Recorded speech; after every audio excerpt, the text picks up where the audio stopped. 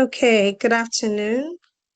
Um, Aya, we still have some people in the lobby. If you'd please accept so they can have access to the session or they can be able to come in. Good afternoon, everyone. Welcome to this webinar hosted by Zecres Wealth. I think we've extended enough grace. I just want us to get to a certain number. Well, there's 73 of us in attendance. I believe that we can start right about now. Good afternoon once again. Welcome to today's webinar hosted by Zecres Wealth. And what we're going to be talking about is a topic that is very popular these days because everyone has been asking questions, and especially because it's going to be effective from 1st of January 2026, and it's on the tax reform. And for us at Zecres Wealth, what we have decided to do, as is our usual fashion, is to ensure that everyone is financially educated or enlightened on what the tax reform is about. So we've coined today's webinar series as Your Money and the New Tax Reform, how it affects your income, investment, and everything in between. My name is Judith Opara. I'm a wealth manager and I work with Zecres Wealth. Zecres Wealth has hosted this webinar and given you the opportunity to be able to understand the nuances around the tax reform. Now, Zecres Wealth is a Securities and Exchange Commission licensed manager and fund portfolio manager, wholly owned by the Zecres Group. We offer personalized savings and investment opportunities that have been curated by a team of expert wealth managers to guide you towards your financial milestones through our Zecres Wealth app and our private wealth management outfits. On the 26th of June 2025, President Bola Ahmed Tinubu signed 4 landmark laws into effect. And these laws are the Nigeria Tax Act 2025 NTA, Nigeria Tax Administration Act 2025 NTAA, Nigeria Revenue Service Establishment Act 2025 NRSA or NRSE, and the Joint Revenue Board Establishment Act 2025 JRBA. Now, collectively, these reforms aim to streamline the Nigerian tax system, simplify tax administration, broaden the tax base, and improve compliance. Now, taxes and investments are two things that most Nigerians don't exactly love to talk about.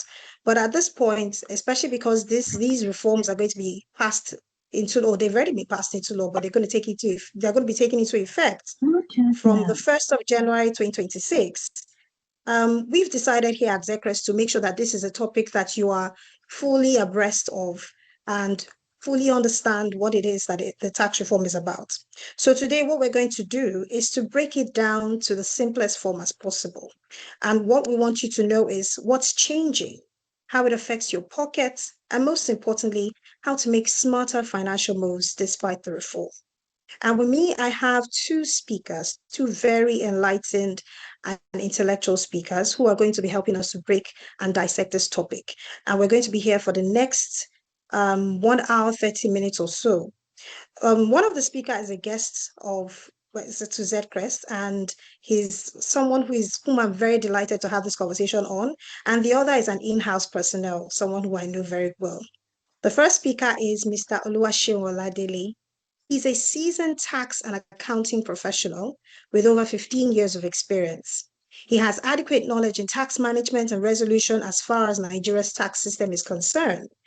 He has worked with Ijewere and Company, a firm of chartered accountants and tax advisors, where he rose to the position of a director before leaving the firm in 2017. He joined ZOA Associates in 2017 as a partner. He's a member of the Institute of Chartered Accountants of Nigeria and Chartered Institute of Taxation of Nigeria. He graduated with a distinction class in Higher National Diploma in Accountancy from the Lagos City Polytechnic and a first-class honor in BSc Accounting from the Obafemi Awolowo University. He's also a master degree holder of Business Analytics and Finance from the University of Dundee, Scotland, United Kingdom. Ladies and gentlemen, by way of clap emoji, please make welcome Mr. Oladele Oluwaseun. Good afternoon, sir. Mr. Oladele, are you here? Could you please turn on your camera so that people can? Please, I'd like to see the hand emojis. Thank you so much. Welcome our guest, Mr. Oluwaseun Oladele. Yeah, It's good nice to have you, afternoon. sir. Good Thank you. afternoon. Yeah, I'm Welcome, glad to sir. be here too. Nice to have you, sir. So I'm going to be introducing my second guest before we go into the matter of discourse. And like I had mentioned, the second guest is an in-house person whom I know very well. His name is Charles Njoko, and he's going to be speaking to us from the investment angle. Now, Charles is a portfolio manager with expertise in equities, fixed income, and multi-asset strategies, managing multi-million dollar portfolios across the Nigerian and frontier markets. He combines macroeconomic insights with rigorous bottom-up research to deliver consistent risk-adjusted returns. His career spans financial advisory, investment banking, and portfolio management that has given him a 360-degree view of the investment and capital market environment. Charles holds a degree in chemical engineering from the University of Lagos and certifications in financial modeling and valuation, as well as applied data science from the World Quant University in the US. These educational backgrounds help him in constructing and allocating asset classes that far outperform benchmarks for his clients. Ladies and gentlemen, just like we did for Mr. Oladele, please make welcome Mr. Charles Njoko. I'd like to see your hand emojis. Welcome our second speaker today. Thank you. Thank Mr. Charles, you. where are you? Thank you so much for having me. Okay, I can't see you, do. And I'm sure that everyone else wants to see what you look like. Okay, whilst we're waiting for Mr. Charles, I'm going to start off today's session. Like I said, what we're going to be doing is I'm going to be dissecting the tax reform, what it's about, what you need to know. And I'm going to be starting off my question with the first speaker, Mr. Oladele Oluwaseun. Now, Mr. Oladele, what I want you to do for us today, this afternoon, is to dissect what is the 2025 tax reform all about. Um, you know how they say there's this book that they say mathematics for dummies, English for dummies. What I want you to do for us today is taxation for dummies. Break it down in its simplest form so that everyone has an idea of what the tax reform is all about and how these reforms will affect us both individually as well as corporate-wise in the long term. Mr. Ladele, you have the floor now. Yeah, thank you, Mrs. Judith. Yeah, can you hear me? Loud and clear, sir. Oh, Yes, I believe I okay, can. Everyone great. can hear you as well. Yeah. Yeah, thank you. It's a privilege to be here with you. And I'm glad also to be here to discuss about the Nigerian Tax Reform Act. As we all know, taxation is one of the tools through which government earn their revenue, and it's something that will not be shy away from. And as we have seen in Nigeria of today, tax is one of the major income of the government. And looking at what we need to discuss today, we want to look at the impacts that this new Nigerian Tax Reform Act we have on people's income and investment. And in a nutshell, the objective of this Nigerian Tax Reform Act, coupled with other establishment acts, and also the Nigerian Tax Administration Act 2025. The major goal of the NTA is number one, to generate revenue for the government. And number two is to align the Nigerian tax system with the global tax system. And thirdly, to also consolidate and simplify the tax system, the multiple taxes that we currently have in Nigeria.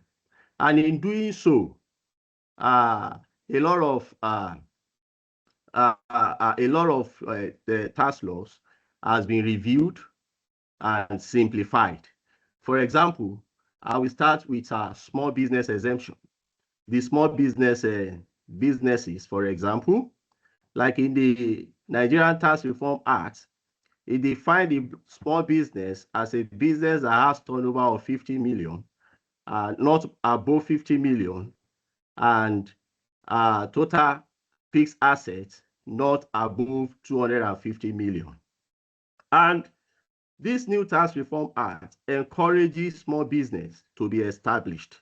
So which in every economy, small business are the driver of such economy. So which I think this Nigerian Tax Act has addressed. For example, small business are not going to be paying CIT.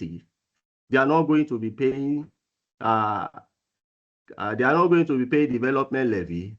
They are not going to be paying capital gains tax or chargeable capital gains tax. Yes. So, and coupled with other advantages, other benefits that small businesses has. Having said that, small businesses are, in as much as they are not paying taxes, are required to also file their tax returns on a yearly basis with the relevant tax authority, in this case, which is going to be the Nigerian Revenue Service, effective from next year. So that is as relates to small business. The other aspect I will also like to talk about is the chargeable gain, which most of us refers to as capital gains tax. In this new Tax Reform Act, the capital gains tax has increased to 10%, from 10% to 30% for companies. For companies, please let's note that. Why for individuals, when you realize a chargeable gain from maybe, for example, from the disposal of shares, is going to be subject to tax progressively.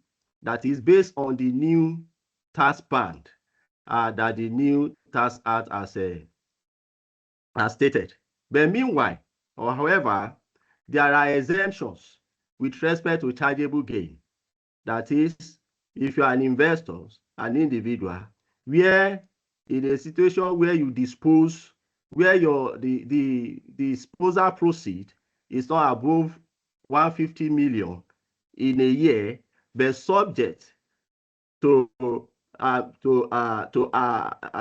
maximum of 10 million naira profit, the 10 million naira gain from such disposal. Such individual will not pay tax on such gain. However, there are other aspects of it where if you invest in the capital market and you decide to reinvest that money in that particular shares or any other Nigerian company, such will not also be taxed, irrespective of the threshold of the 150 million I stated earlier. But then, Okay. Mr. Ladele, sorry, apologies to interject. Okay. I mean, I like Yeah. the angle to which you are going, but I want you to also be mindful, sir, that we have a lot of employees here as well. So I've heard you talk about company CIT, which I know is company income tax, but some people don't know that. You've spoken to CGT, and now you're speaking to what they're going to be getting off their investment. But how does this affect the common man, the salary earner? I like that you're going in the angle of the entrepreneur, which I see that this new reform is going to be a lot favorable to. But for the employees, the ones who are earning salaries, how does this new tax reform benefit also? What is the advantage of that to our pockets? Also, as you're dissecting, yeah. Thank you. Okay, thank you. So quickly, if I moved with respect to employment income, like I said earlier, there is a tax band that has been stated in the new Act. So for employee, there are although there are benefits or deductions available to employee. For any employee that is earning not up to 800,000 in a year will not be taxed at all.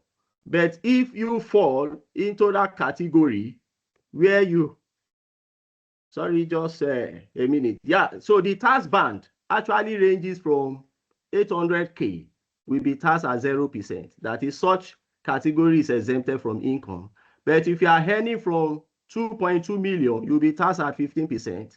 Earning 9 million, you'll be taxed at 18%. Earning 30 million, you'll be taxed at 21%. Then if you earn 25 million, you'll be taxed at 23%.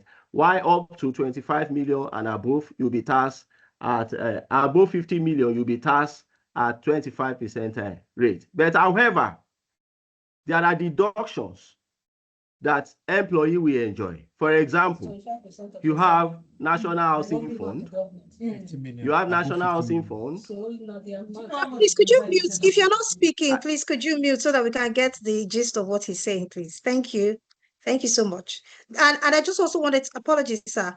If you have questions, please drop them in the chat. We had sent out forms earlier to people who had questions that they wanted us to address. But if you still have questions in the course of this discourse, please put them in the chat and my colleagues will be able to help us pick them out from the chat section. Mr. Oladele, please go ahead. Apologies. Thank you. Yeah, thank you. No worries.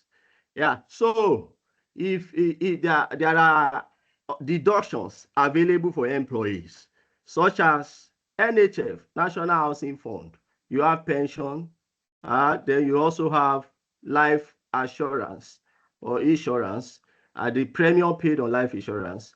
Then you also have rent, but the rent is 20% of the total rent that is paid, but subject to a maximum of 500,000, whichever is higher. For example, if your rent is 1 million in a year, the 20% of 1 million, which is 200,000, will be allowed as deduction, as long as it's not up to the 500,000. Whichever is lower will be allowed as deduction. So those are, and why I talk about the chargeable gain earlier, as it affects individual as well, was that if the individual can also take advantage of investing in the Nigerian stock estate, in the Nigerian shares,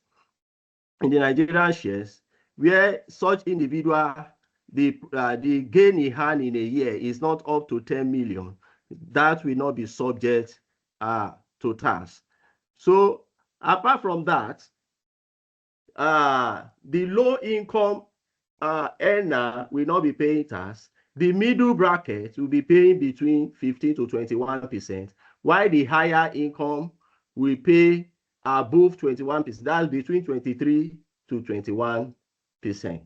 So, and note this, that employee, because that may be issue, so there are issues that will actually come up between organization and the relevant tax authority, in the sense that where you file your returns, and in Nigeria, you make application for tax clearance certificate, you are expected to declare all the income you have earned to the relevant tax authority, and not only employment income, because we have some individuals that are working as in an organization and also have their own personal business. And that is why I also have to talk about the small company earlier.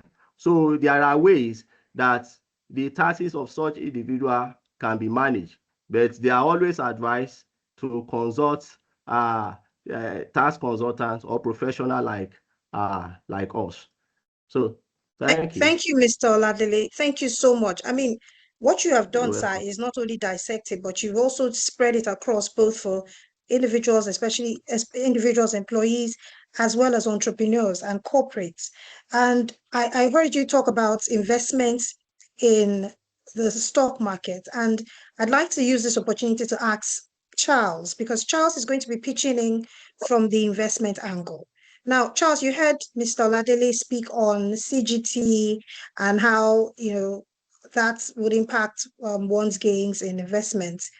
How does this, I want you to go deep, give us a deep dive as to how this will affect individual and retail investors. What are the benefits to us as individuals? institutions as well as foreign investors? Is this going to make us less attractive as a nation for investment opportunities? So Charles, yes, please. Yeah, thank you so much, Judith. First, I would like to stress the importance of establishing the fact that the new tax act actually integrates the capital gains tax and Hello? personal income tax for individuals. Can you hear me? While it also integrates the capital gains tax and company income tax into one for companies or businesses. So you would ask, how does all of this work? So the capital gains derived by retail investors will now form part of their income for the purpose of income taxation, while for businesses that perhaps disposes of non-inventory assets or shares, it will now form part of their reported profits for income tax purposes. So it now means that this new CGT, like Mr. Leda daily mentioned, is now progressive for individual investors. It now replaces the former or current flat 10% rates. It means it also helps to shield small investors while ensuring that higher income earners actually contribute more. In a nutshell, Mr. Oladide gave us the exemptions, and I think those exemptions are important for individual investors to bear in mind because a lot of us do not understand the importance of those exemptions. Now we have retail investors exempted with total proceeds, total annual proceeds that are below 150 million naira, total gains below 10 million naira in a year. What that means that it automatically excludes over 90% of individual and retail investors in the country. While that data is arguable, right? The Presidential Fiscal Policy and Tax Reform Committee actually claims that over 99% of individual investors are effectively exempted from paying that tax. Why? Because they do not earn as much. Secondly, they do not do as much volume that they will not be taxed that capital gain tax, right? Also, for individual investors that do transactions that exceed 10 million naira in terms of gain for the year, for those individual investors, it now be charged to them as a personal income tax rate, meaning that they will now apply the range of 0 to 25% to their chargeable gains, basically for the year. What that means is that individuals that earn 800,000 and below are completely exempted. I mean 800,000 inclusive of capital gains for the year, they are completely exempted. So this proceed also exempts thresholds. That is when you see that threshold, but at the same time you reinvest that money into the Nigerian company or Nigerian stocks, it also exempts you totally from paying that tax. So with all of these exemptions, it now means that the higher rate will only apply to high income earners. So in a nutshell, for those high income earners, they will not keep less of the profit they earn for making disposable or disposing their assets in the year. For FPIs and day traders, basically what it will do is that they will no longer be holding their assets for the short term. They will try to this new tax reform actually tries to avoid or to discourage short-term traders and speculative traders, basically, because their net returns at the end of the day will be reduced because of the CDT, that's capital gains tax, that were applied to their net gains at the end of the day. Don't forget that the capital gains tax are referring to the net gains, because at the end of the year, you will net off your capital losses and your deductions from your capital gains, and whatever you have left with your net gains is what you apply that chargeable rate to, and that will then give you your tax payable at the end of the day. So, in a nutshell, for the broader market, in the short term between now and let's say the start of January, where this law will become effective, we may see some kind of sell-offs and corrections, basically in a few tickers, especially those tickers that have high FPI participation before the rule takes place. Why? Because these investors will try to take profit and reassess their strategies, basically try to see how they can adapt to the new tax rules and try to see how they can invest in a more tax efficient way. So in the long run, it will actually benefit long-term investors, basically. You've also asked, I think you asked the question how this will affect, if it will make the Nigerian market less attractive or not. I think I'll quickly address that. I do not think it will make the market less attractive. And why I said so is because for the short term, there's a drag. And the drag we see is that foreign portfolio investors that are seeking for tax efficient or higher tax after tax yield would most likely take their positions and leave, like I mentioned initially. But do not forget that the main goal of this tax rule is to harmonize the tax laws and to bring them into one. The transparency that will follow after would help in the attractiveness of the market. Also, to state that it's not only tax efficiency that investors will be looking at, they'll be looking at how the macro fundamentals will play out to the market in general. They'll look at FX stability, which may even affect repatriation. They'll look at inflation. They'll look at corporate earnings of the companies in the capital market. If those companies or those stocks are doing well, investors will actually participate regardless of where the market is playing at. For proper context, right? If you look at the new tax law, because it is progressive, several other countries actually practice these progressive tax rules. We have the US, for instance, they have a progressive tax system with the max being 21%. We have countries like UK. UK has a progressive tax system with the maximum at 45%.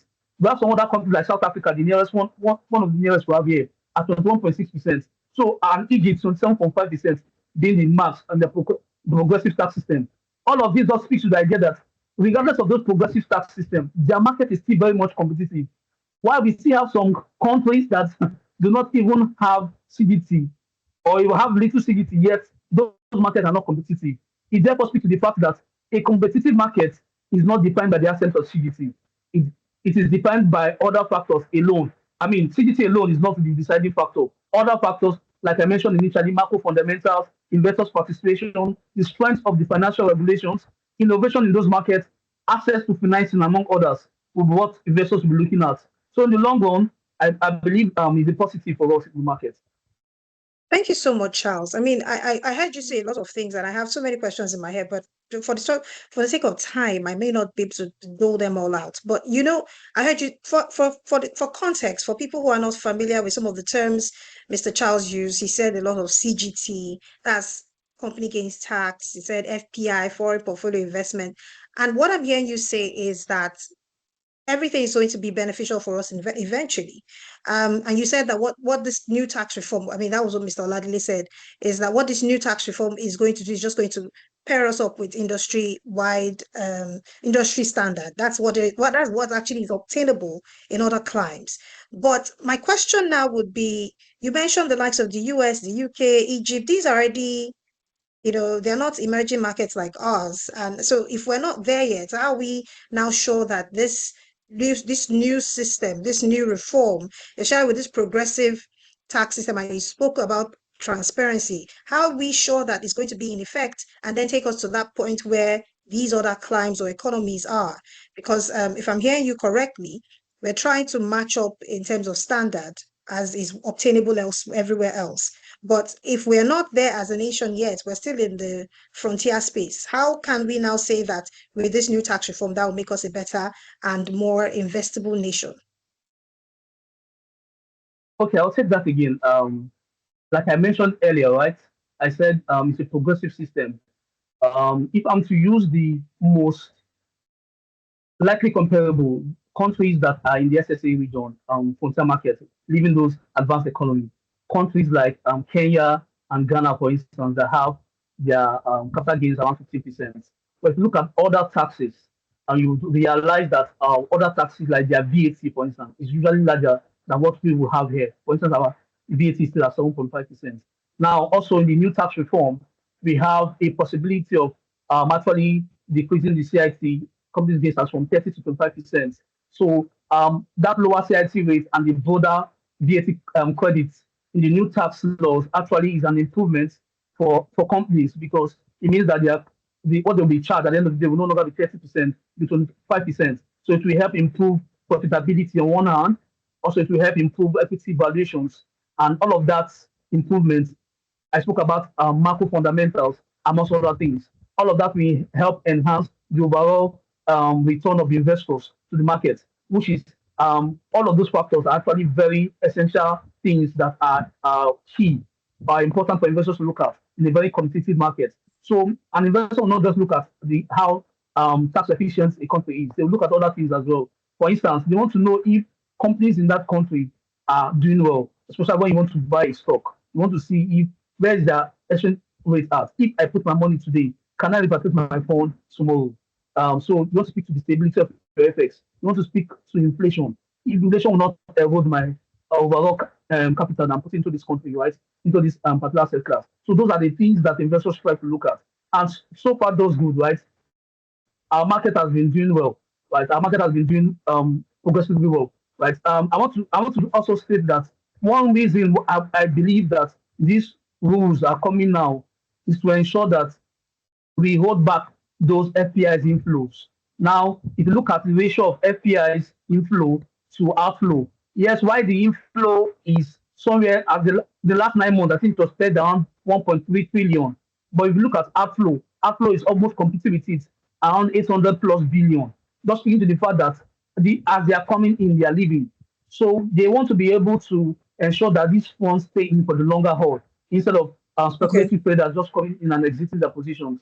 So that is Mm. one of the advantages we see in this tax reform. Thank you. Thank you so much, Charles. Thank you. I like that you mentioned VAT, and that will take me back to Mr. Oladele. Mr. Oladele, please, are you here? I'd like for you to explain to us with regards to VAT and what's the new consumption tax like for us, the everyday man, and how it's going to affect our expenses. Mr. Oladele, are you here now? Yeah, I'm here with you. Thank you. Right. So yes, Yeah, Charles was speaking to VAT, and I want to know how that impacts us, the common man. What is with this new reform, how is VAT going to be pressed upon us in terms of our everyday expenses? yeah, thank you. You see, as against the notion of most Nigerians, this new tax reform act is going to benefit a lot of Nigerians in the sense that our VAT rate still remain at 7.5%. And in addition, you have most of the essential goods to be now zero rated, whether packaged, whether in raw form, they are now zero rated. What I mean by essential goods and services are like food items, like medical services, medical pharmaceutical in general. All of these are goods that we use on a daily basis. So they are exempt, they are now zero rated. So meaning that essential item will be affordable for all Nigeria, which is a positive one from the heart. And apart from that, not only individuals, for also organizations are now also allowed to claim input VAT from their services and from any asset that is being purchased. So I think in that aspect, we must give it to government. We may not be seeing the effects immediately, but in the long run, it's a good thing for the country. Yeah, thank you. Thank you so much, sir. Thank you. And I'd like to also ask one more thing. From a business perspective, what are the major corporate tax changes that employers should watch out for? Especially because this dovetails into the employees. I think it will eventually affect everything. So from that perspective, what are the major changes, or what are those corporate tax changes that businesses should watch out for business owners and institutions? Yes, of course. The major changes as regard to corporate organizations. Number one, like I said earlier, there is a tax called development levy, which is charged at the rate of 4%, and it comprises of formerly the education tax, the IT tax, the NACELI tax, and police trust levy. So all these are being consolidated to make it 4%. So every organization must note this, and it is charged on the accessible profit of organization. Apart from that too, we are also meant, they also need to note, although this has been part of the Finance Act that was issued in previous year, in the sense that where an organization made a non-taxable income or exempted income, and such income, where such income is not below 10% of the total income, the capital allowances, which is in form of a benefit to corporate organization, will be prorated based on the exempted income. Apart from that changes, you also have what is called EDI, Economic Development Incentives. It's a kind of a tax credit that is given to organizations that invest in priority sector. So those priority sectors have been listed in the Act, which government can also take advantage. And the EDI is also, the credit is given at the rate of 5% for 5 years. And if there is any losses that are incurred in such in respect of that investment, it is allowed to be carried forward for further 5 years. These are investment opportunities for organization and for the country as a whole. But you should note that the EDI is a replacement of the pioneer status in Nigeria. So I think there are other incentives available to corporate organizations. And like I do said, every corporate organization must seek professional advice. It is very, very key. So and we are here too, as ZOE and associate, to provide that. Yeah. Thank you. Thank you so much, sir. Thank you. I'm going to be going to Charles. I like that you have broken it down for us from the personal as well as the corporate perspective. Charles, I'd like to ask, because you're speaking to the investment angle. Now, I'd like to know, are there low-risk, tax-efficient investment options that investors can begin to look towards, especially because of our future, Zecrest customers that are online, as well as the future ones that are here? For those of you who haven't downloaded our app, you can start to do so. But Charles, are there low-risk, tax-efficient investment options that investors can look at? I mean, treasury bills, bonds, mutual funds, the likes. What are the options? Yes, there are actually several tax-efficient low-risk options that investors can consider. A lot of these options are actually tax-exempt or have low tax treatment to them. One of such options is treasury bills. Treasury bills, basically, for the sake of those that do not know, are short-term instruments that are issued by the Debt Management Office for the federal government. They are usually sold at a discount, with interest earned upfront and principal being paid at maturity. So you can easily get this asset in the primary market, usually at a minimum of 50 million, or in the secondary market where it's usually at a lower amount of money. We can do that for you here at Zecrest to get those asset class. Treasury bills are tax exempt, not until recently, where we have the WHT that is now going to be applied to it. We also have the federal government bonds as well. Sorry, Charles, could you explain what WHT is for people who don't know, please, just in case?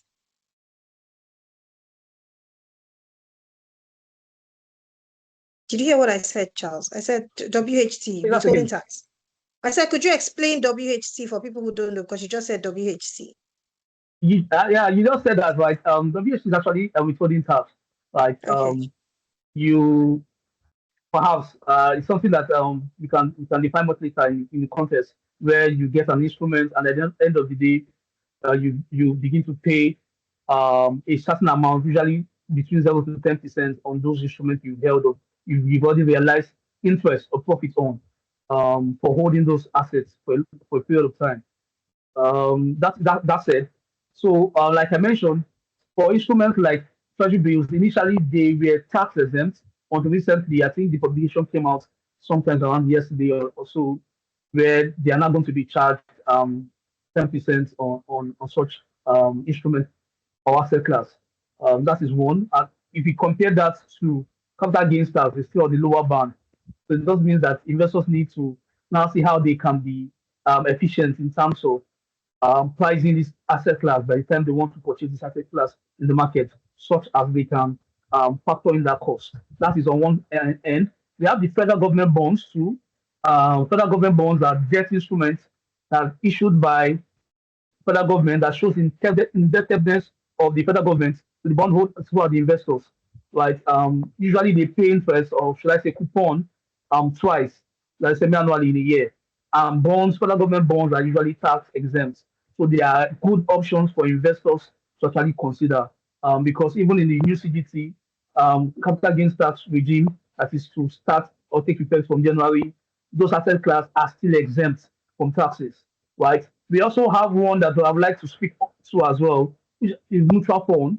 Mutual fund is basically a pool of funds from several investors into certain asset class, a combination of asset classes. Like mutual funds gives us or gives investors the flexibility in investing in different instruments with as little as whatever they have, and is being managed by a professional. So that takes off the headache for those investors. You don't need to be thinking, if I invest in this, how will I apply this rate? How will I do this? Or what asset class should I buy? Or where is market moving towards? Your professionals, who are the fund managers, the asset managers, will do that headache for you. They will take off that stress from you and invest. Right? You just pay them a certain fee for actually helping you to invest. And income distributed by mutual funds are also exempt from corporate tax. So mutual fund gives us a good option where taxes are little or negligible, right? It's a good option for investors to look towards. We also have various in-house investors, for instance. We have various mutual funds that investors can participate in. For instance, we have the money market fund. You can be as little as 1,000 you can participate into participate or purchase into the money market fund in Zquest Wealth, for instance, and you will enjoy good returns because our money market fund has consistently outperformed benchmark over time and remains in the top 2% at various instances when you check the return, compare return to other competitors in the market. So it's a good fund for you to look towards soon. You can also look at the fixed income fund, mutual fund, that is a fund that the underlying asset class are invested into fixed income instruments like bonds, could be treasury bills, it could be um, anything basically that falls into the debt space, right? And you can invest as little as 1,000 as well. It gives investors that are not necessarily buoyant. Now they've given tax exemption for investors that will be earning as little from 800,000 below exemption. You can channel that fund into our mutual fund rather than gambling that fund. Nigerians are very interested in gambling and virtual assets more than they are in the capital market. But the capital market can make wealth for you over time. Power of compounding. So investors can begin to look into that sector, right, and see how they can participate in that. We also have the dollar fund for those that want to hedge against currency risk. You can invest in our dollar fund. Our dollar fund is as low as 100K, right? You can invest as low as $100,000 to get yourself into it, right? And you are able to benefit from the returns that fund gives to you. So basically, those are options that investors can begin to look at that are actually, I would say that the taxes on those investments are little negligible. Yeah. Okay, so I'd like to correct the 100K dollars because I've already seen people shouting, yeah, 100K. So as low as we have a WealthBox dollar that allows you invest up to as low as $100, and our dollar fund does with a minimum of $1,000. So yes, please start with your $1,000, and then our WealthBox dollar also gives you the option of $100. Now, this is my last question. I'm going to ask one last question to both yourself and to Mr. Oladile. I'm going to start with Mr. Oladile because I have a ton of questions that have been pouring in, and we're going to use a full 20 minutes to answer all these questions. So try and put all your questions in, and then we'll start to respond to them as best as we could. So Mr. Oladile, my last question to you before I go into the Q&A is what practical, with all of what we've discussed, what practical steps should individuals and business owners take right now? What is the next step for us to take in wait of the effect of the tax reform that's going to start off in January 2026?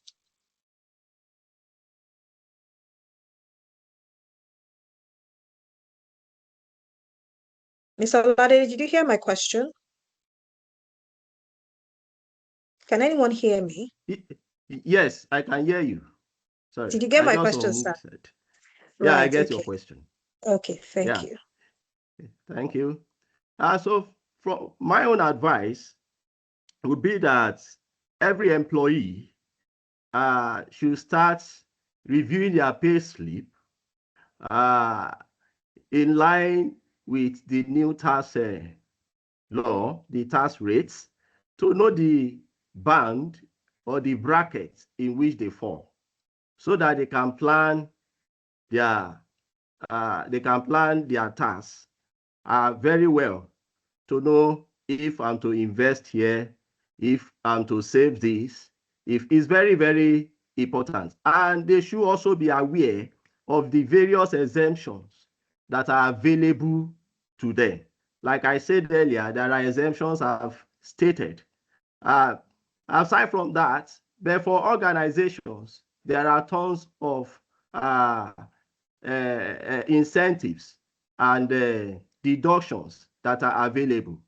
But both the individual and the organization, they must start looking at their record. They must start reviewing their system, most especially for corporate organization. By now, they should have started reviewing their system with respect to the template that is used for running the payee system. So they must start looking at that right away before January 1st, so that they can have a smooth transition in that respect. And if there is any if there is any or possibly, my own major advice is, this is what we can't look at everything in totality, but I will still advise that always consult tax professionals, and so that your tax will be well managed. Thank you. Thank you so much. And my last question to Charles before I go into the Q&A, Charles, what mistakes do you see Nigerians make when reacting to tax changes? I mean, Mr. Oladele has then told us what the practical steps are. But for you, I'd like to ask, especially because you're coming in from the investment angle, what mistakes do you see the Nigerians are going to be making with regards to these tax changes? Okay, I think Nigerians often make emotional and irrational decisions when it comes to new tax laws. That is one of the biggest mistakes they do is a knee-jerk reaction of selling. A lot of investors begin to sell impulsively. They sell even fundamentally sound assets they have in their possession just to avoid uncertain rules without fully digesting the impact of such rule on their investments. So it means that Nigerians should learn, or a lot of investors should learn to filter information from the noise. So much noise in the market. The issue is so bad that even big houses and journalism houses are now the carriers of those wrong information. It is it is so bad that the Presidential Fiscal Policy and Tax Reforms Committee put out a memo on the 27th of October encouraging media houses and content creators to participate in a sort of competition to give true or right information on the new tax reforms, and they'll be awarded in millions. This was as recent as 2 days ago, and just to be able to filter noises that are in the market, because a lot of people just take the information and run with it without actually seeking for sound advice from trusted wealth or investment advisors, or to seek clarity from relevant professionals. So it is very important. Secondly, I think one mistake a lot of investors do is just to take headline news and run with it. Just take the 30% corporate rate without factoring in the fact that there are exemptions, there are relief, like the investment relief there, and there's a double taxation treaty included. It means that anything as regards double taxation is kind of excluded. Charles, you're muted. Apologies, you're muted. Can you hear me? Yes, yes. Nigeria currently runs about one double taxation treaties with about 17 countries, including Canada, UK, China, and so many more, where you are taxed in those countries. You can't be taxed there. If you've been, your asset has been charged there, you can tender such documentation over there to avoid double taxation. So that will actually help investors, right? And because of the fact that a lot of investors do not factor in all of these exemptions, you begin to see them overestimate their final tax burden. They begin to include things that are not supposed to be included in the calculation for capital gains payable. For instance, an investor would do the mistake of including dividend as part of what is to be charged. No, because your capital gains is simply your disposable proceeds, that is subtracting your allowable cost, your expenses from your disposable proceeds. In layman English, you're just saying subtract your cost price, subtract your expenses from your selling price at the end of the day. So let me put let me make it very simple or an example. Imagine you purchase a Zquest share in 2023. You bought a Zquest share in 2023 at 200 million. Let's use 200 million for instance. And now in 2025, you are disposing at 300 million. Factor in brokerage fee, factor in legal fee, let's say 2 million. At the end of the day, your chargeable gain is your 300 million, which is your disposable value. You subtract your purchase cost, which is 200 million, plus the brokerage or legal fees, all those expenses included. At the end of the day, you're getting 98 million as your chargeable gain. Now, that's not what you're paying as taxable income, your tax payable. It is on that 98 million, you then apply the CGT. Let's now assume for this case, your capital gains in this case is 30%. When you apply that to it, you are now getting your 30% on your 98 million to give you 29,400,000 as your tax payable. So that's just an example.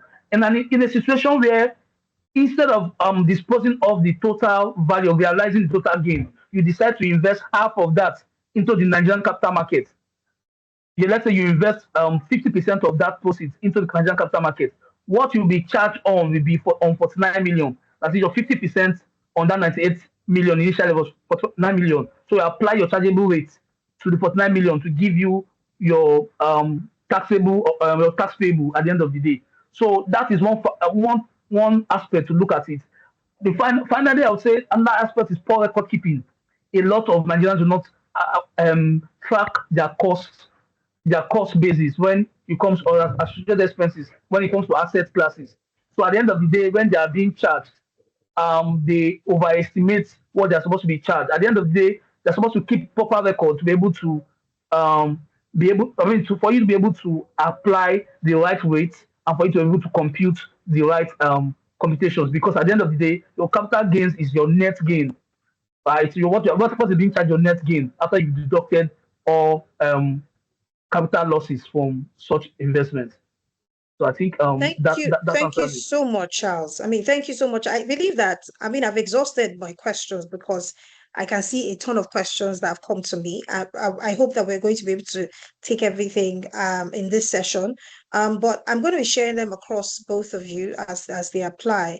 But I want to say thank you because I think you guys have both done great justice to understanding of the tax reform. And as they have advised, it's important for you to get the knowledge of what this reform is about and know how it affects you and applies to your everyday lives. So my first question will be to Mr. Oladele. It says, how do you address rent for a salary earner who owns a house?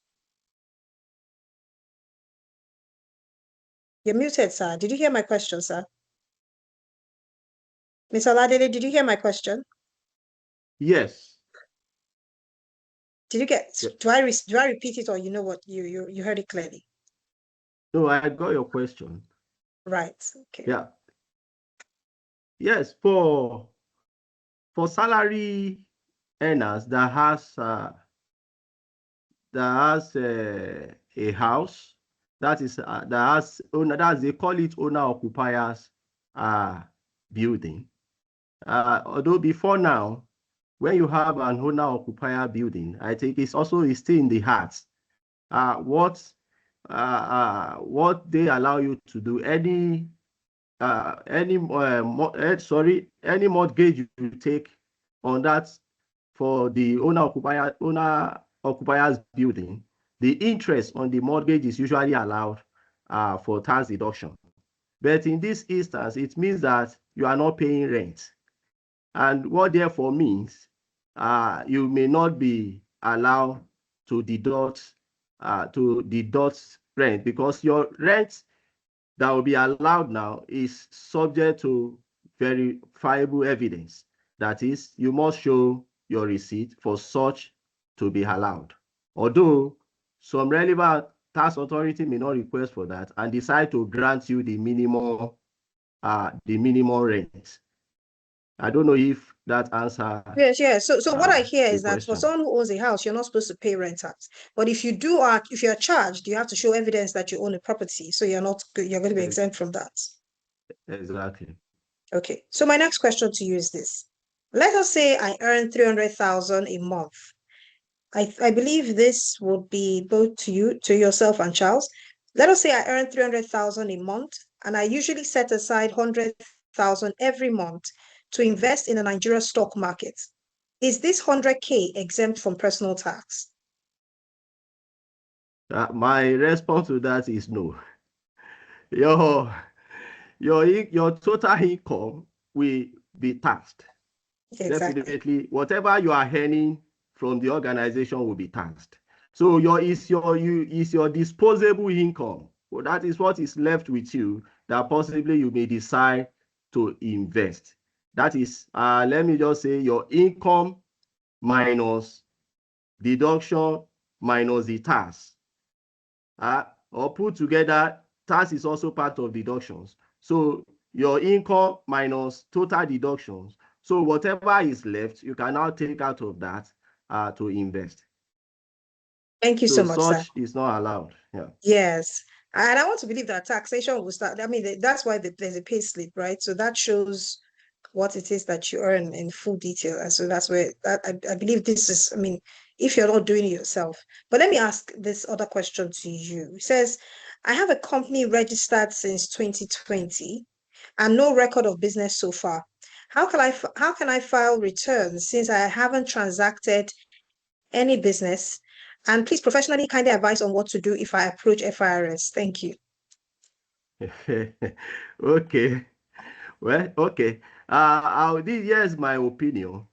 But it's also advised to see a professional as regard that. Yes, But please. what you should do is these instances, since the company has not commenced any business, but it has registered with CAC, if it is also expected to be informing CAC that the company has not been doing business, so which means that you'll be filing a new return every year with Corporate Affairs Commission.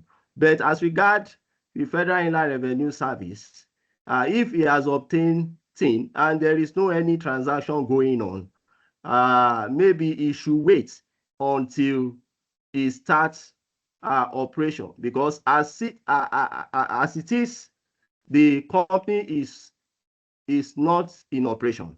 He only register the business.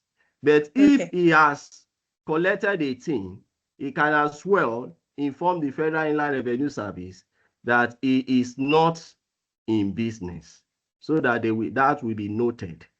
Noted.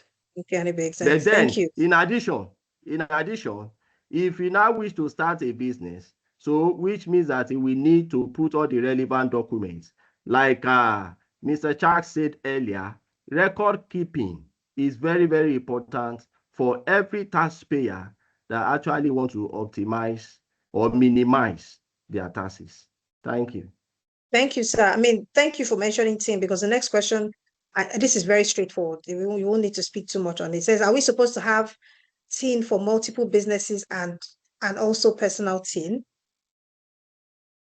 Yes, you will have your personal TIN, but for corporate organization, it's an entity. If you have two businesses, it's different from you. There are two people, so you need to have TIN for each of those companies. Thank you so much. Now, Charles, I'm going to go to you. And it says, how does this tax reform affect Zecrest Wealth investors, including those investing from abroad?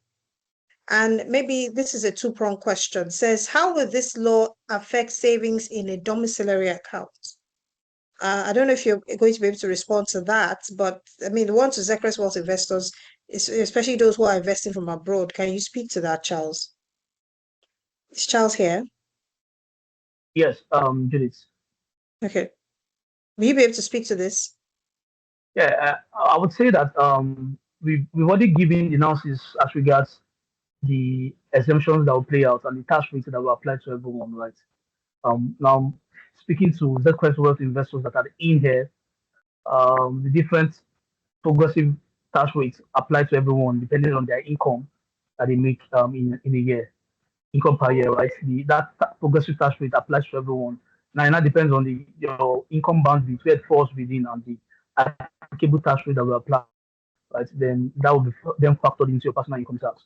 Now, for investors that are, let's say, diaspora investors, basically investing here in the country, right? The CGT actually will apply for investors that will only apply for investors that in a particular year their sales proceeds or their gains is beyond that 10 million naira. I mean, for those ones that most likely many of them will fall in that bandwidth. So how will this affect them? Basically, they're going to be charged if it's an individual, is the payee that is the PIT that will be applied to such investors. If it's a company, let's say a limited liability company that perhaps have a business out there and is trying to invest here in the country, then you're speaking to how the company income tax will be applied to such entity, unlike an individual or an enterprise that will be charged at the personal income tax level. Right, so those are the applicable rates that will apply to both entities.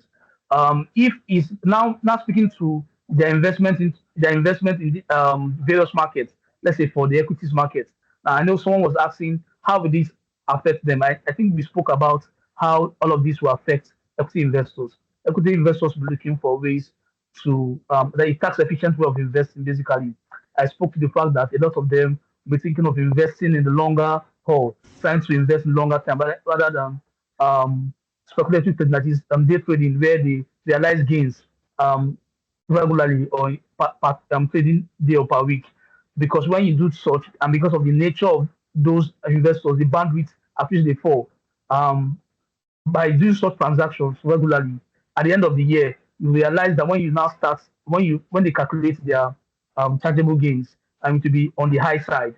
So for such investors, you will see them at this point in now trying to strategize how they will invest or take advantage, rather than doing speculative trading, that is day-to-day trading. They will rather want to invest in the long term, which is, I want to believe, one of the ways why this law was enacted is to ensure that a lot of them are actually looking at the longer term and a tax efficient way of investing. So that's how it's going to affect the general equity market and investors, both local and foreign investors.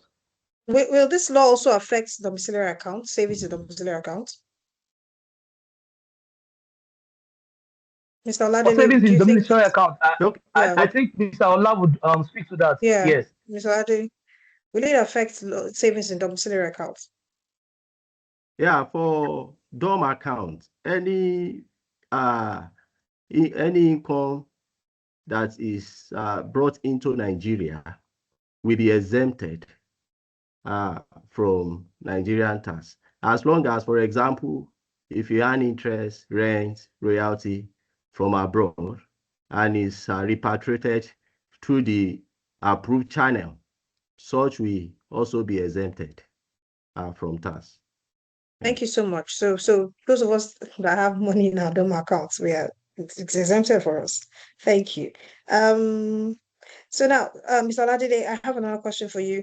Is this new tax system scrapping the payee? Are there provisions for tax reforms in this new tax system? No, the new tax system is not scrapping payee.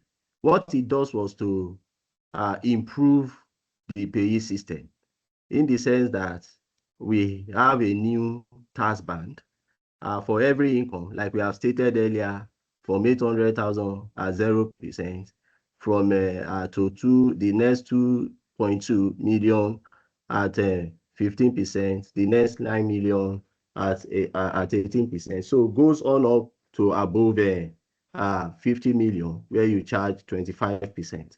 So it's only an improvement. It does not scrap the the whole pay system. So, and as regard tax refund, okay, you want to ask? No, apologies. Please go ahead. Please go ahead.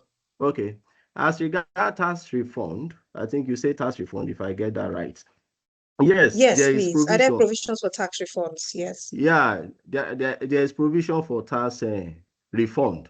But yes, of course, it will come to equity, must come with clean hands. So you must have a appropriate record in place to actually claim refund. And apart from that, like for the VAT system, for example, you can actually claim refund because where you charge VAT and someone else charge you, it is much more easier. And I think when you submit any application for refund in this new tax system, within 30 days, government is going to get back, or the relevant tax authority will get back to you. So there are provisions for tax refund in this new tax act. Thank you so much. Thank you, sir.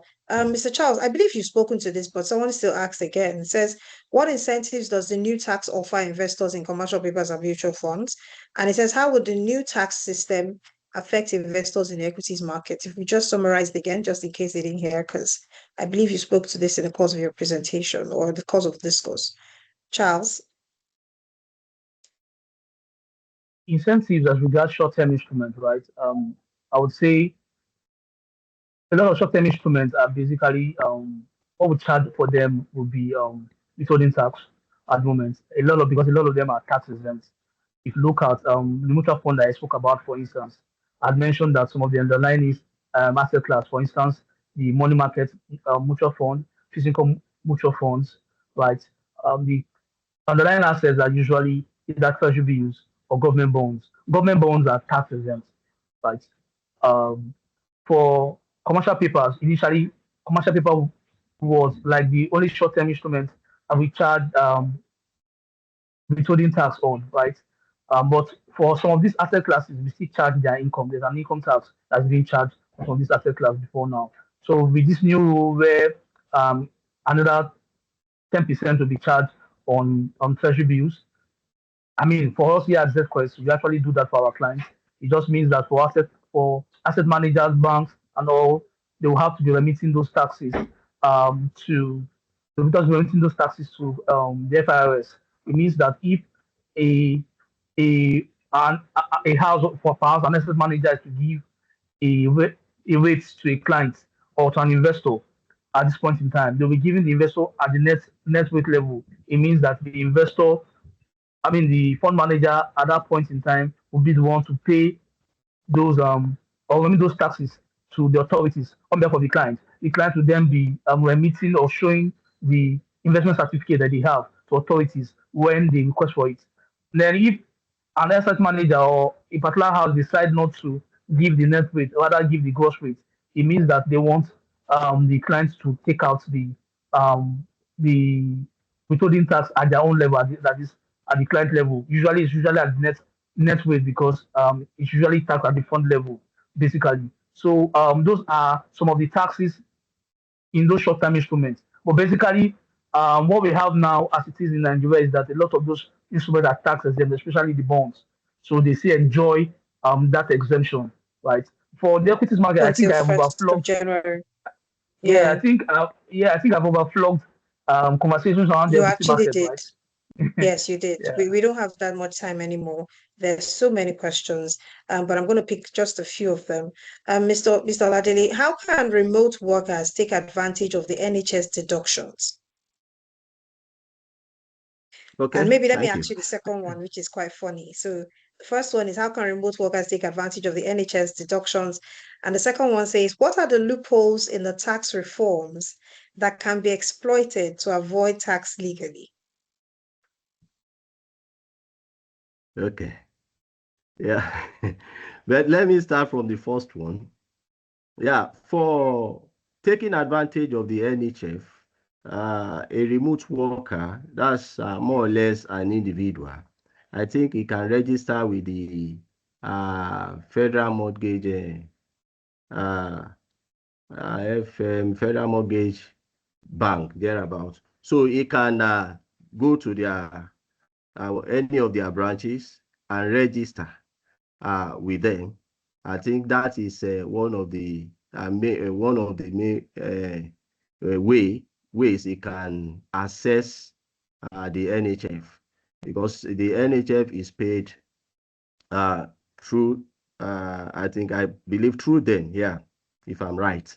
So you need to Yes, register for yes. that to access that. Mm. So then secondly, we've said a lot of tax incentives that are available for individuals. And like I said earlier, for example, let me just share this, but we advise that person should also consult to have more proper education. But then, for example, if you are an individual running a business, you know that your business, what you are earning in a year, or your turnover is not up to 50 million. So I will advise such an individual to register a small business, to register as a small business instead of operating as a business name. That is a loophole that you can also use, because in that instance, you will not be paying CIT, you will not be paying development levy, you will not be paying, but you should know that whatever profit, whatever dividend you are getting from the small business, you will be paid withholding tax on such. And a little digression as regard the DOM account, that if you are a Nigeria and you work for a foreign organization that pays you through pays you through DOM accounts, such will be subject to tax. You will not only be taxed only if you earn foreign income and it is repatriated through appropriate channel. Yeah. So we need to get that understanding. Thank you. Thank you so much. Thank you so much. I don't know who's going to be responding to this question, but it says, what are the possible implications of the tax reform on the Mauritius-Nigeria DTT, Double Taxation Treaty?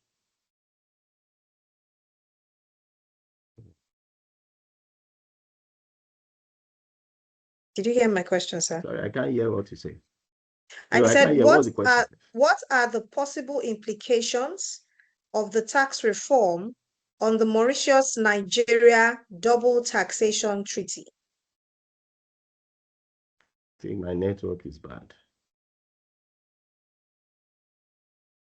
Can you hear me now? Hi, Judith. I think I can take that because I spoke to Double Taxation Treaty in the course of my conversation. Please do. I said that Thank you. for double taxation agreement, right? More like an agreement between two countries. Now, this question is thrown for Mauritius and Nigeria. Now, if an investor perhaps is in Mauritius trying to invest here in Nigeria, so is how that investor can avoid being taxed twice. So the main purpose of they call it DTT, basically double taxation treaty, is to prevent the same income from being taxed twice in the hands of that same person. So a resident of a country, for instance, would usually tender their DTT agreements or their DTT that they have in another country that they're investing to avoid being taxed on perhaps the same investment twice by the time they are computing the capital gains that is due to that particular individual or that entity. So to avoid that particular income at the end of the year to be taxed both from your home country and the country where you are investing, you tender such documents so that along with evidence, that's why we mentioned that evidence of that proper record keeping is important. You tender your record that you have of where it has been taxed or investment certificate, and you tender that DTT. It just helps the home country to avoid taxing that particular asset again upon disposal when you've already been taxed in another country, basically. So double taxation treaty helps prevent double taxation, basically. So regardless of the country, either Mauritius, China, US, UK, whatever. So it just applies the same way. Yeah. Thank you so much. Please, confirm if savings to cooperatives will be taxed.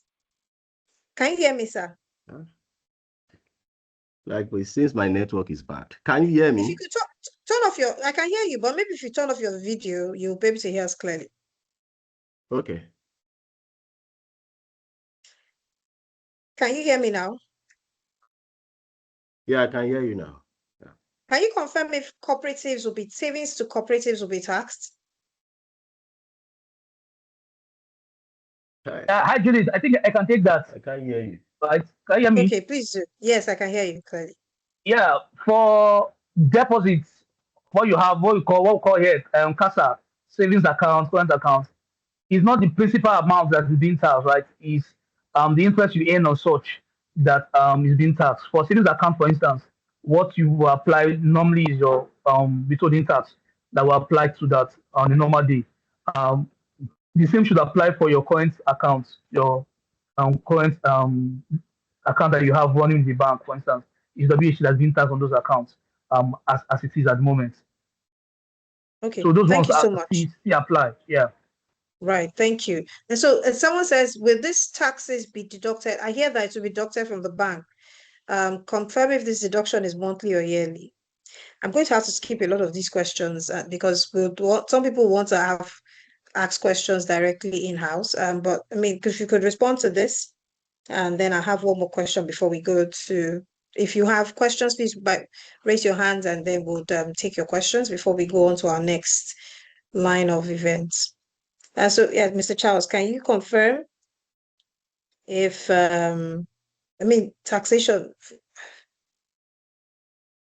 maybe taking So directly what's the from the question bank again? Can you account? say that question Okay, again? so let me move to this question. Are financial gifts or favors taxed?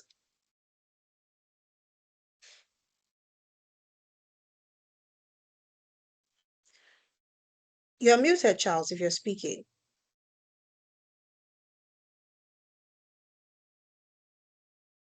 Hello, So Charles, Mr. can you hear me? Oladide's Mr. Sorry, Oladele, what's the I thought he question, wanted to take that. please? What's the are question, please? financial gifts or favors taxed?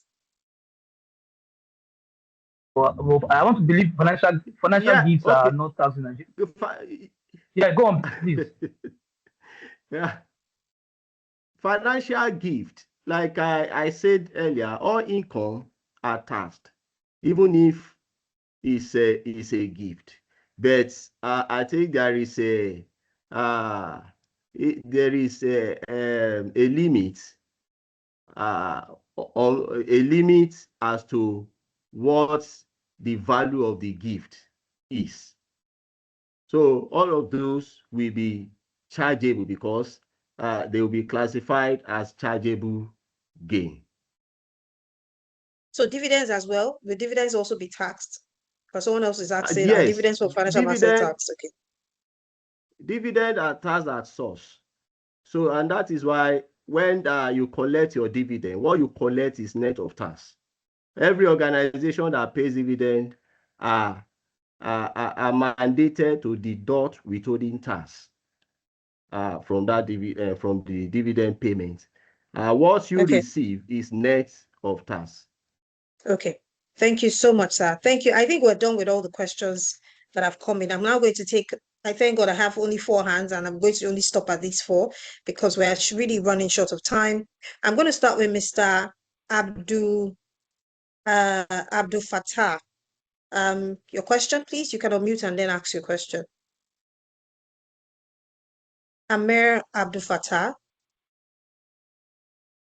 Yeah, so You're my muted. question is that I have seen from official sources that small business revenue that will not be taxed is 50 million, and in some places I've seen 100 million. I want to ask that what is in the official tax act? Okay. Yeah, thank you, Mr. Abdulaziz, if I get that right. Abdul Fattah. Yeah. Abdul Fattah, sorry. Okay. So in line with the Nigerian Tax Act, I don't want to be speaking a section, so that is why we are just speaking. But if you look at section 202 of the Nigerian Tax Act, and also look at section 147 of the Nigerian Tax Administration Act, what is stated or is being defined as a small business, business that their turnover is not above 50 million, and their total fixed asset is not above 250 million. And you know, the Nigerian tax law, the Nigerian Tax Act also states that where there are conflicts, the Nigerian Tax Act supersedes any other act. So it's, as of today, the threshold for turnover for small businesses is 50 million. Thank you.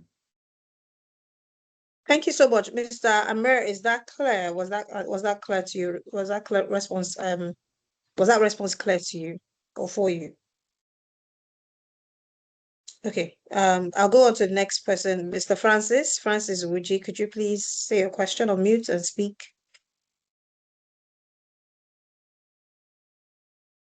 Francis. Yes, thank you, Judith. Thank you, Charles. Thank you, Mr. Oladele, for the wonderful and insightful contributions. So my question is, I mean, assuming I invested like, let's say for instance, I invested 10 million naira in a stock in the Nigerian equities, right? Maybe when I wanted to sell that part or divest from that company, I mean, my capital has increased up to 12 million naira. I've made like 20%. Ordinarily, if I'm liquidating and paying out, it means I'll pay capital gains tax on the 2 million naira addition. But now I've invested the 12 million naira in another company, right? And by the time I want to liquidate, maybe I didn't make, maybe my income, my capital has reduced to like 12,800,000.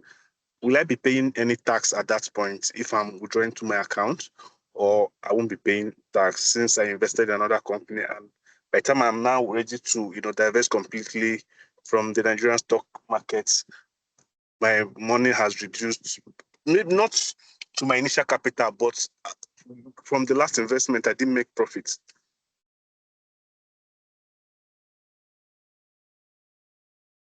Thank you, Francis. So who's going to be taking that? Charles or Mr. Oladele? Okay.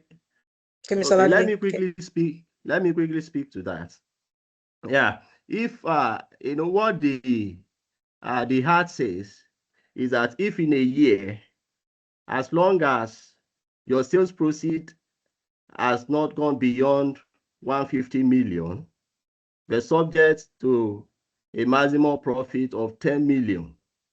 In that year, your chargeable gain will not be subject to tax, as long as it is done within 12 consecutive months, that is in that year.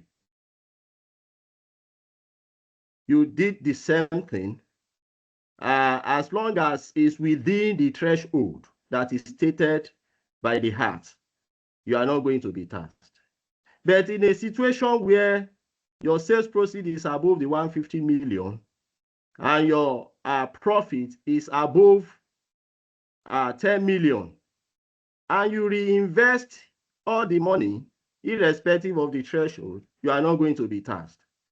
But where you invest parts, your chargeable the tax will be prorated based on the part that is not reinvested, and you'll be taxed accordingly. I wouldn't know if I'm able to answer. Francis, is that good enough for you? Yes. I mean, to a great extent, but I just have one last lap of the question. So now, assuming that my the whole capital is above 150 million and my income is above 10 million, and I reinvested, right, in another company, all full. So by the time I want to now divest from the second company, I didn't make any gain. In fact, maybe I'm at a loss, but also at a profit from my initial capital injection. Will I be paying tax? So let's say, for instance, right, I made I invested 200 million, and from the investment I made 30 million. That's 230 million, right? But from I now invested the 30 million in another entity. So by the time I'm divesting from that entity, I want to now withdraw the money, divest completely from the stock market. I'm divesting with maybe 225 million. Will I be paying tax based on my initial gain, or will it be considered a waiver for me since I didn't make any capital gain from the second investment? Okay, I got what you are saying. I think from your, what they mean by capital gain is looking at your initial investments that you made, and subsequent your initial investment. If you invest like 100 million, for example, and you have made a gain of 20 million, you reinvest it, and it has reduced to 110 million in the following year. I guess that is what you are asking. So yes, in such so in such instance, in overall, for those 2 years, there is still a capital gain there is still a chargeable gain for you. There's that, in my opinion. But like I said, you can always consult professionals. There will still be capital gain in the following year. Thank you, Mr. Oladele. I mean, I like for us to know that, after the session, you can always still reach out to us at Zechrist Wealth, and for ZOA and Associates. We're partnering on this. We partner together for this webinar. We'll leave the emails in the chat so that you can look out to as to how you can reach out to either an investment manager at Zechrist Wealth or a tax consultant at ZOA and Associates. Mr. James, if you'd like to ask your question now, we are really running short of time. So please try and make it very brief. James Obi. All right. Good afternoon, Mr. Charles. Good afternoon, sir. Good afternoon. I really appreciate your presentation. It was insightful work. My question is just a straightforward one now. You talk about TIN number. You have the company that you registered like 7 years ago, and you've not used it now. And when you got an appointment, you now use that same TIN number that you use in registering the company now as your personal TIN number now. In situations like that, what will you advise me to do? Continue with the TIN number or get a personal TIN number? Okay, thank you. If you mean company, is it a limited or a business name, if I may ask? Business name. A business name. A business name is not different from you. Okay. A business name is not different from you. So it's still your TIN number that will be used. Okay. But yes, but for some states, depending on how some state operates, some states could generate TIN number for that business name, which will be different from you. But in actual sense, the business name is not different from you. Okay, Mr. I really appreciate it. Thanks. Thank you so much. And then we have Dr. C3XI. This will be our last question. I would appeal to you to be fast, please, if you be quick with your question. Okay, I'll take one last person, Mrs. Moyo, and then Dr. C3XI. Please, your question. Yeah, thank you.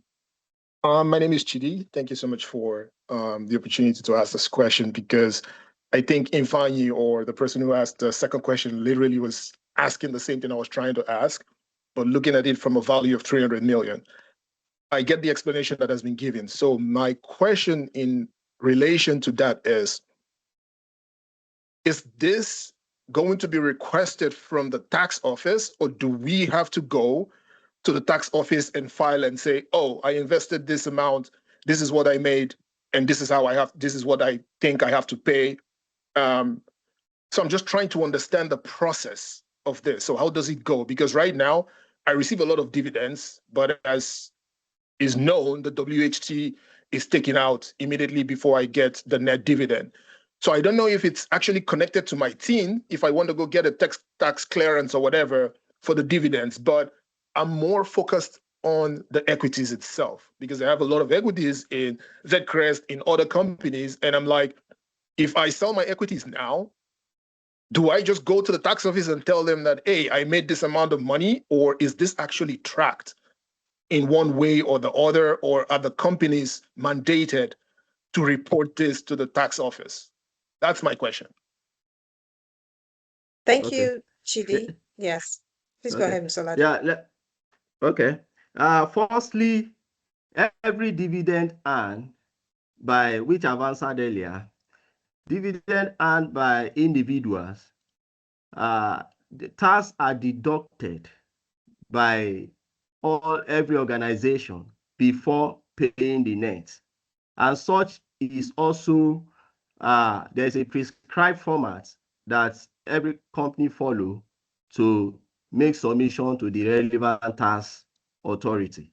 So if you have a team, for example, if you are in Lagos, you have a team and you are being paid dividend, definitely you will see the tax that is deducted by the company on your dashboard, on your dashboard of the portal of the Lagos State Internal Revenue Service. You'll be seeing that. And like I said earlier also, dividend income is a frank investment income that will not be further subjected to tax. But in respect of you going to the tax office, you are expected, every citizen that earn income are expected to report their income to the relevant tax authority in a year of assessment. That is from January to December.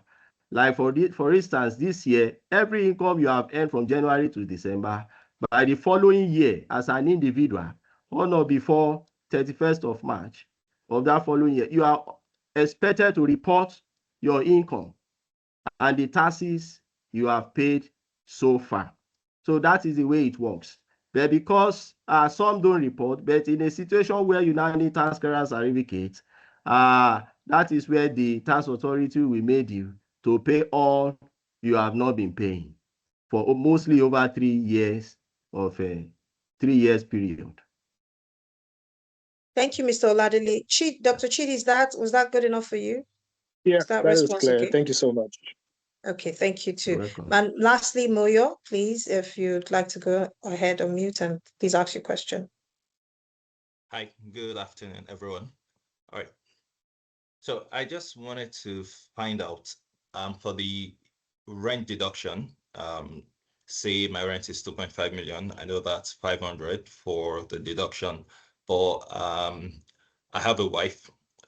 Does she also get to deduct from her salary as well as I do? And I think I had a second question, but I think it's been answered. You can file your tax at the end of the year.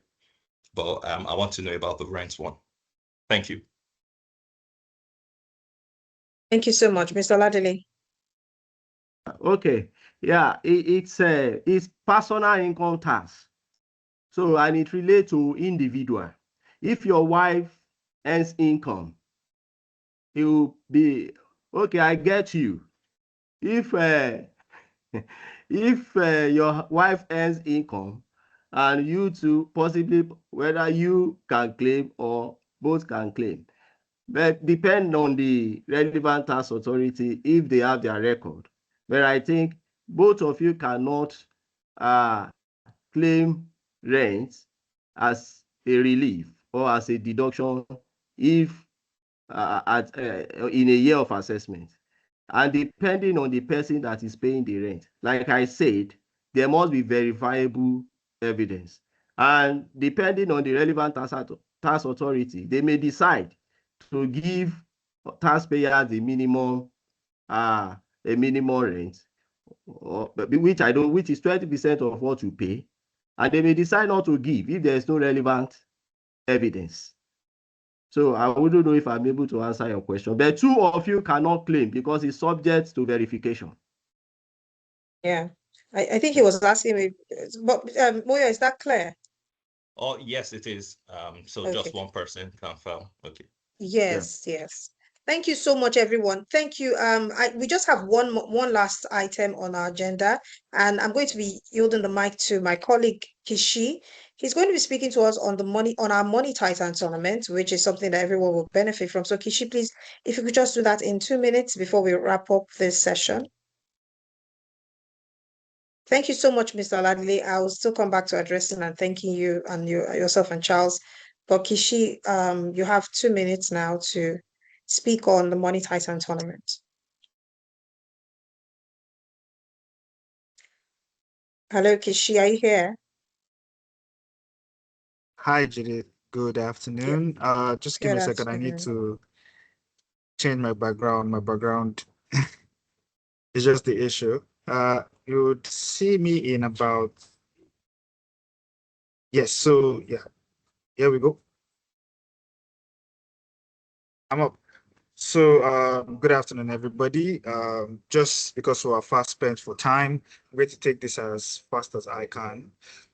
So last year we launched our featured tournament feature. The reason for our tournament feature was to gamify financial literacy. And in a way of driving people to use this feature, we created the Money Titan tournament. It is not just a financial game, it is more than that. It's a challenge where you can test how literate you are financially, how much sound you are financially, and then we did it in a nationwide contest, and then we crowned our Money Titan for 2023. I mean, we had the first place, the second place, and the third place. This year we'll be doing the same thing, but it's going to be bigger and better, but with a little twist. We would be introducing our flagship, most diverse and interesting feature called the Zcrest Wealth Academy. This academy has been created in such a way that complex, confusing, or very much difficult financial discussions or topics have been reduced into bite-sized, easily understandable nuggets and impacted into our day-to-day activities. So we would like us to either, if you don't have the Zcrest Wealth application, download the Zcrest Wealth application, join the Money Titan waitlist, and you could stand a chance to win, let's just say, some substantial amount of money. And on the academy too, we have reduced, made the complexity of taxation into daily bite-sized nuggets for you to understand. So once we launch the academy, have fun with it, and let's all have a nice day ahead. Thank you very much. Thank you so much, Kishi. I mean, at Zcrest Wealth, not only are we interested in managing your finances, your funds, and also growing your money, we're also interested in enlightening you financially. So financial literacy is something that we have at our core. And so with what Kishi has explained, if you download the Zcrest Wealth app, you're able to participate in tournament sessions that test your financial literacy. With that, we'd like to say thank you. And we are very much appreciative of everyone who was able to stay till this time. I'd like to also especially thank our speakers, our guest speaker and our in-house speaker, Mr. Oladile Oluwaseun, for the very insightful breakdown of the session, as well as Mr.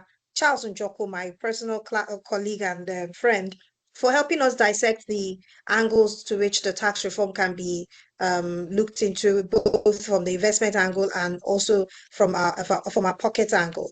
And so with that, we say thank you very much, everyone, and do enjoy the rest of your day. We'll be sending the recap of this session to your emails, and yes, enjoy yourselves. Thank you. Yeah, Bye. thank you. Bye.